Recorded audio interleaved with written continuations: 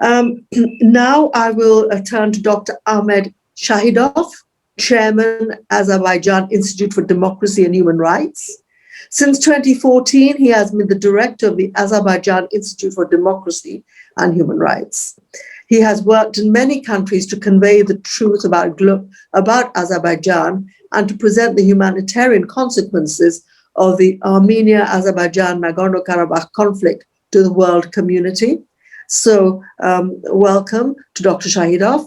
We look forward to hearing your perspective on the issue we are addressing today. Thank you. Thank you, Mrs. Chair. I do thank Mr. Mehta and Uniting for Peace organizations for organizing such important event. And I greet all participants from Baku, Azerbaijan. And due to the pandemic, we have not been able to hold this conference for some time. And today we were able to come together. Many events have taken place in the world since our last meeting in London, in Great Britain. In particular, there were historical events related to my country as well. Let me inform you that the Republic of Azerbaijan has been suffering from the war for 30 years, and 20% of our lands were under occupation, and we had more than 1 million IDPs. And in September last year, military operations resumed in the region, and as a result of the 44-day war, Azerbaijan was able to restore its territorial integrity. Unfortunately, we gave 3,000 martyrs, more than 100 of our civilians died as a result of ballistic missiles fired by Armenia. And finally, on November 10, 2020, a peace agreement was signed between Armenia and Azerbaijan. And today, Karabakh and surrounding areas are again under the control of the Azerbaijan army. Now the region is experiencing a post-war period, and I think that there is a situation in the South Caucasus that is closely related to the topic of today's conference and the main goals of Uniting for Peace organization, because now begins a more difficult period than the war to clear the area of mines, to restore the destroyed infrastructure, roads, houses, buildings, historical monuments, schools, mosques, and churches, and to restore normal life and together living in the region. Also, it's not easy for Azerbaijan to recover from the war. Work has already begun, and we are not alone in this. There are friendly and brotherly countries that support us in this work. I can especially mention Turkey, Italy, Israel, Great Britain, and other countries.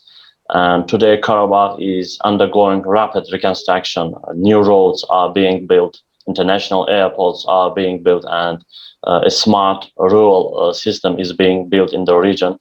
At the same time, the peacekeeping mission continues, because Azerbaijan wants to establish friendly relations with all its neighbors.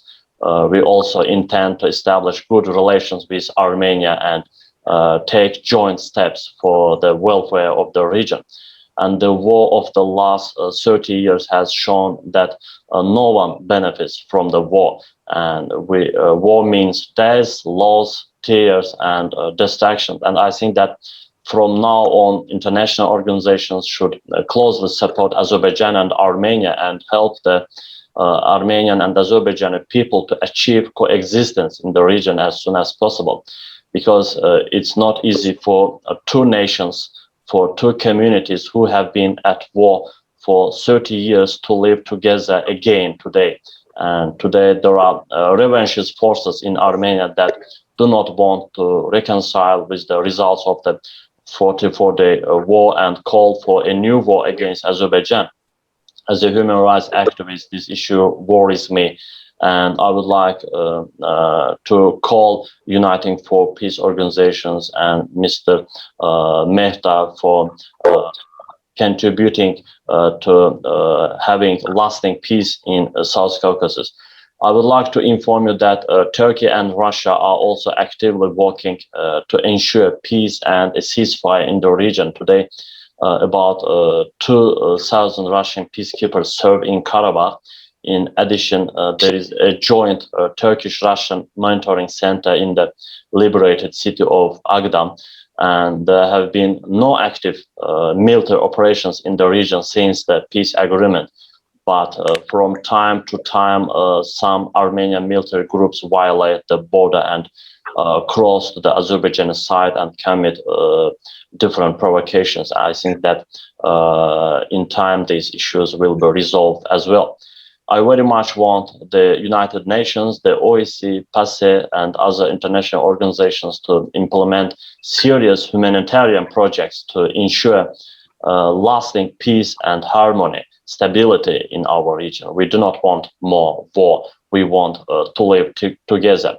I would like Mr. Mehta and the Uniting for Peace platform to pay special attention to this issue related to the South Caucasus as well, because the lasting peace between Armenia and Azerbaijan can be an example for other conflict zones in the future.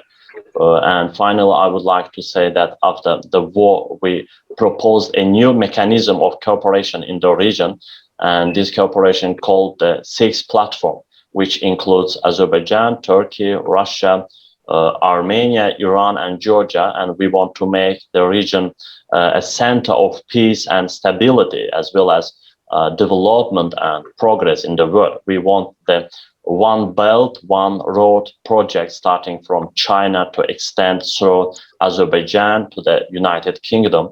And we have all the opportunities for this project.